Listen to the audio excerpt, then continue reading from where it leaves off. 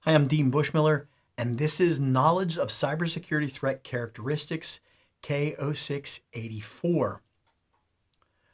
From a concept standpoint, we need to look at our adversaries, and we could call those attackers, or we could go ahead and call them people.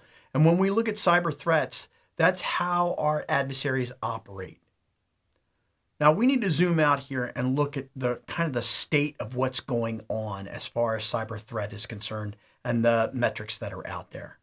We're going to start off with what's called dwell time. And in that case, that's the time the attacker remains undetected after entering the network. How long is that today? On average, globally, as of 2025, it's around 200 days. You go, oh my God, they're on our system for 200 days? Yes. Now, that's not everybody. You probably work for a very sophisticated organization that, that's got that down to, let's say, 5 days for argument's sake, okay? Then we also need to look at pivot time.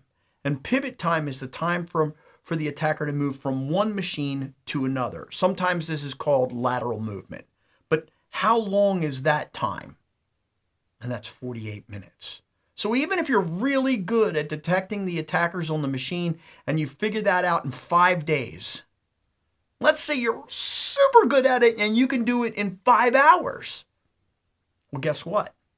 The attacker's already moved on from the machine that you're on right now, figuring that thing out. Not only that, they've moved on to the other machine and they reached back to the previous machine and scrambled it. They've wiped it out. They've done a whole bunch of things to it to go ahead and cover their tracks. And so you may see a destroyed machine, but they've pivoted 2 or 3 times before you could actually get there. Now, the really bad one is what's called the time to exploit at this point. That's between the knowledge of the vulnerability when the attacker actively launches it against the particular machine. That means that an attacker used to go, okay, well, now I've seen that Microsoft rolled out a patch on Patch Tuesday, and I'm going to reverse engineer that patch, okay? Now, that's how quickly the attacker can take advantage of knowledge of the patch to reverse engineer it to then go ahead and do exploits. Now, in 2018, that was 63 days. That took a long time to do. In 2023, that only took 5 days. So let's go back to that previous thing where you're really good at what you do, okay? They're really good at what they do. So they can go ahead and exploit within 5 days of Microsoft's Super Tuesday when they go ahead and roll out all the patches and they announce the CVEs, they can reverse engineer them in 5 days. Nope. Today, in 2025, this number has shrunk to 17 hours. That means the vendor rolls out the patch. You're really proactive. You pick up the patch as early as you possibly can in the day. You look at that patch, you start deploying that in your testing environment. You don't have a whole day to go ahead and do that deployment before the adversary can actually use it against you. So that's where we're starting off right now. Now, how do we combat this? Well, that's through knowledge. And what we'll do is we'll catalog the threats. There's really 2 different ways to do this. It's either CAPAC or attack today. In CAPAC, we're talking about common attack pattern enumeration and classification. This is our common attack patterns that are out there. And this is how parts of an attack are designed and executed. So you can disassemble this stuff.